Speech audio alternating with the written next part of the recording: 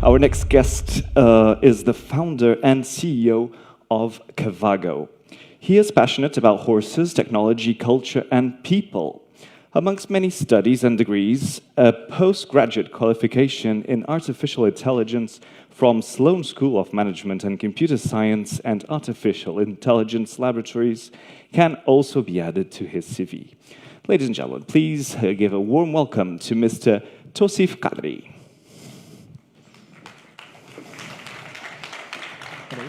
Yes, this is here. Here's your remote, and if you need water, you have here. All right. Okay. Fantastic. Enjoy. Hi, good afternoon, everyone. I'm absolutely delighted to be here, and I get amazed every single time somebody gives an introduction of mine somewhere, and I think, is that me? First of all, congratulations to an absolutely fantastic event, and everybody over here. And I had lunch earlier with one of my idols, really, and I couldn't believe it, Chão, who's right here. I thought before I progress along and tell you a little bit about Cavago and what we're doing, I thought I'd tell you a little bit about myself and my background so that we can relate to it. Cavago is really a platform that aims to connect and harmonize the world of horses. And we all know here that the world of horses is vast, it's diverse, and it's absolutely beautiful.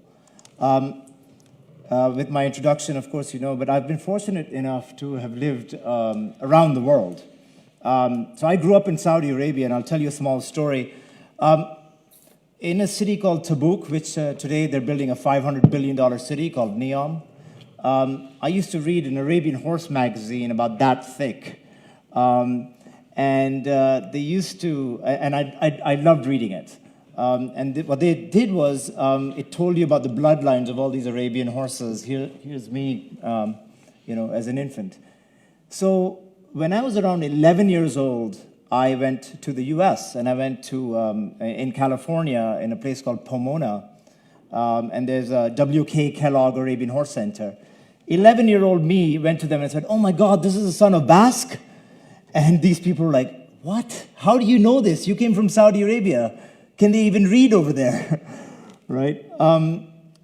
And it was amazing how interconnected the horse world was, because they embraced me as an 11-year-old to say, "Yeah, we love horses. You love horses. We're part of the same community." And so, you know, I kind of grew up in the desert, and then I went to boarding school in England. I lived in Dubai, I lived in Singapore, but my love of horses has never changed. And so I come from this really interesting tech and business background. I thought, you know what, the whole world, the horse world is enormous, but we only can connect with each other if we meet each other. But the whole world is becoming digital, right? The Arabian Horse magazine was analog, but we're now becoming digital. How can we do that?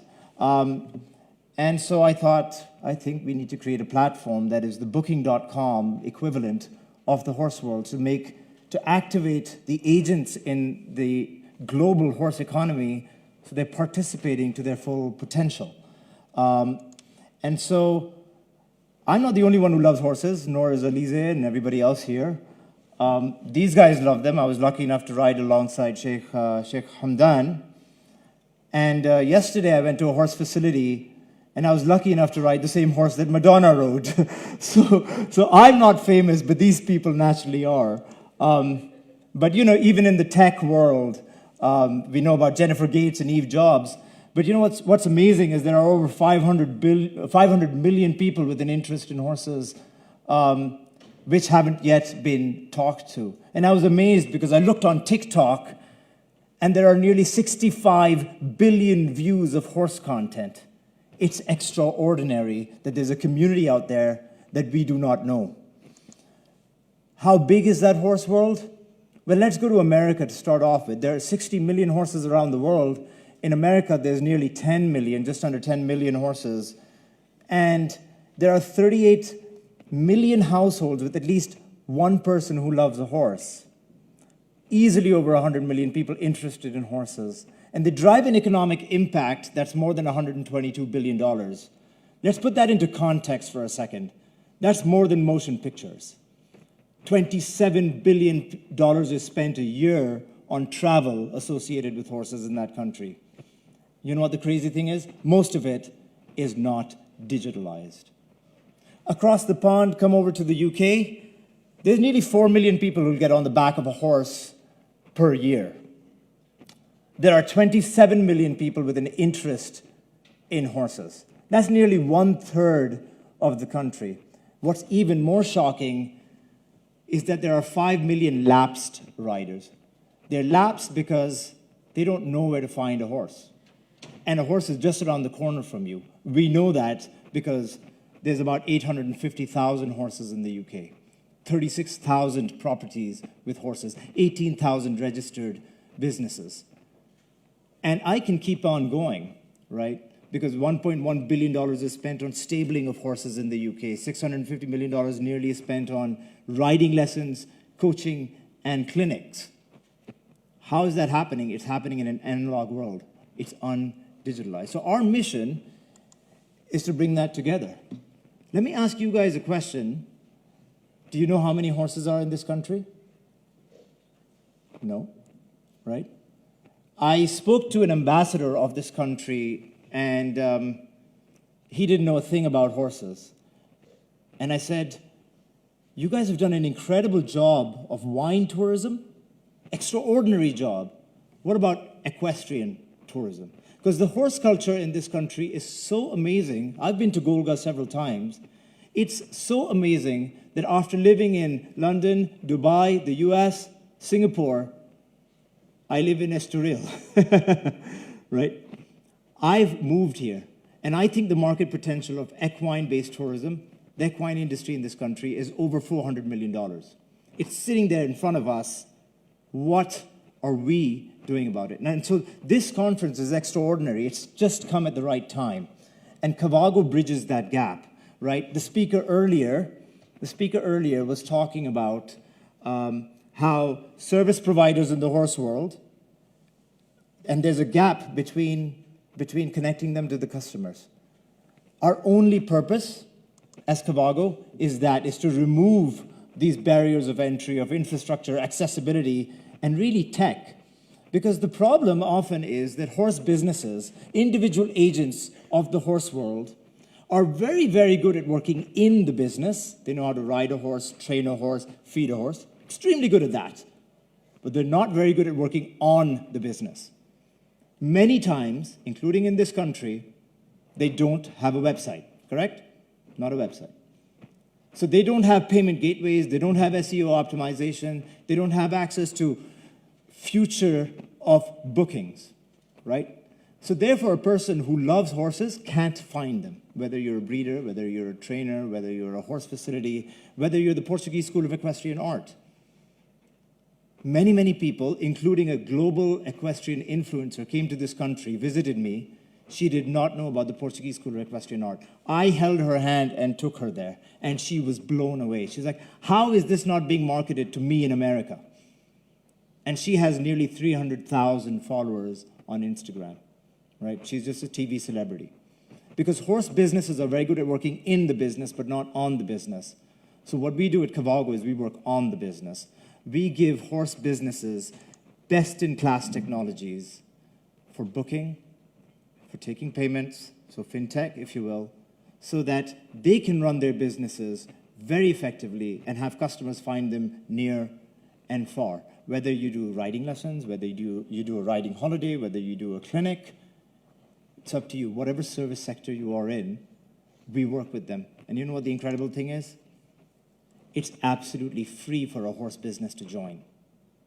We're just like the booking.com of the horse world. If you're in the horse world, become a part of Cavago. That's our mission. And we don't do that alone, we do it in partnership. In the UK, for example, British Dressage has partnered with us. We have partnered with them, not at the highest elite level. I know Carl Hester, great person. I'm sure all of you know him as well. But you know who really matters? At the bottom of the rung, right? At the last British associated championships, there were 851 riders with retired racehorses, with quarter horses trying to do dressage, maybe some Lusitanos as well, right? Well, we partnered with them. Going forward, those are no longer called the British Associated Dressage Championships, a very English name. Going forward, that's called the Cavago Championships, because we're interested in every single person who loves a horse, right? And we don't even know how many there are around the world, right? We have polo facilities on our platforms. We have competitions. We've got livery yards. We even have Golga. So a person from anywhere in the world can book an experience at Golga, stay at a host, a facility. They can ride in Golga. We're activating the horse world. That's our mission. And that's because I personally love Portugal. That's why I live here.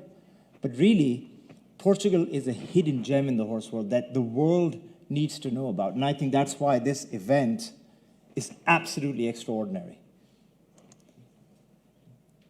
Literally the horse world in the palm of your hands. And let me explain that, right? I've got these 3 photographs here. I'll start with the one in the middle, just to make it interesting. That's Cavalos Nerea in this country. I was riding there yesterday, right, with my colleagues and some friends. It's a stunning beach. We all know it. How many people actually know about it? When we onboarded them as a host, they provided us their information in Portuguese, whereas we're marketing them to an audience who speaks English. So we're shining the torchlight on something that is this magnificent, right? My colleague Sophie rode by the beach for the first time in her life. She was blown away. She was speechless. I want her to have that experience, and I want 500 million people to have that same experience. That's our ambition. The picture on with the hawk, that's a guy in England who does not have a website. His name is Martin. He rescues retired racehorses. He retrains them to become trail horses, and then an endangered hawk lands on your arm somewhere in Devon. We are shining a torchlight on him. We're making him more discoverable. A customer can find him, and we're making him more accessible. Check out our Instagram for that video. And the picture on the right is a PRE at Iguada Cartuja, and its history is magnificent, with the monastery, horses being bred, the Carthusian Andalusians being bred in the basement of the monastery. What an incredible story. Every single person I meet and I tell them that story, that they were hiding from Napoleon and trying to breed this horse to the beautiful animal that it is today, they're shocked. And I can tell you about the same stories about the Arabian horse, right? The Polish Arabian in Janov, Poland. The same horses I used to read about in that magazine. All of us probably know about it because we all love horses. What about the rest of the world? So really, as a platform, we're building the booking.com of the horse world. Let me give you a little bit of an example of how many facilities we have. I started this, and I met Leonore, who organized it, who's done a fabulous job, when it was just an idea. It was just an idea in my head. Today, I'm proud to say that we have revenue of over a 7-figure number. We've got interest from some of the biggest investors in the world. But most importantly, we have 520 plus providers of horse services on our platform. But we're not going to stop. We want over 2 million of them to join us because it's free. It's for the horse world, by the horse world. And everyone I meet, they all agree, right? Alicia and I had lunch earlier. We all agreed. And we connected. We became friends in 20 minutes. We have a joke about a teaspoon. I won't tell you about it right now. But, but we became friends not because we're from the same country, because we're not. Not because we have other academic interests. It's because we love horses. And what I often say is, there's only horse lovers and everybody else. I want everybody else to love horses too. And the number of people who have started to ride because of Cavago is extraordinary. Let me tell you a story of that. In this process of gathering data,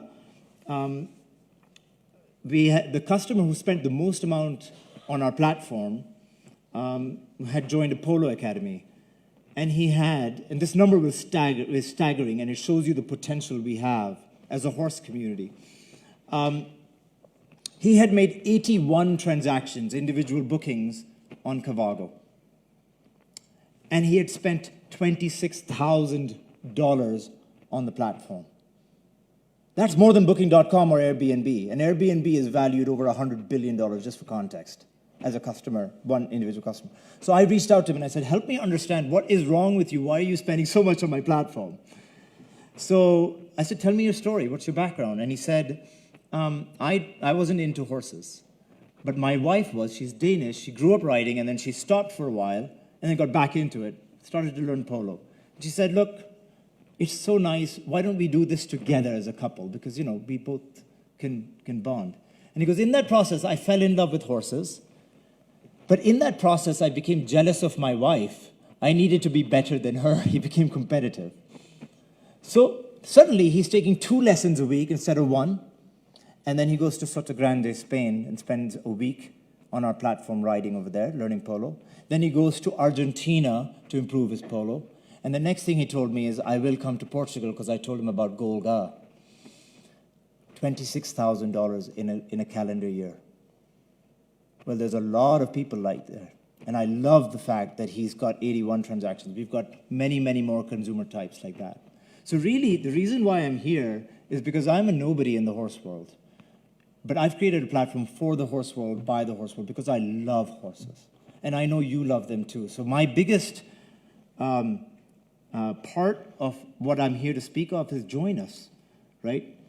We're trying to make the most aspirational horse company in the world. And it doesn't grow because I'm telling you about it. It grows because we all hold hands together and improve the context of the horse world together, making it digitalized. That's my biggest message to you, right?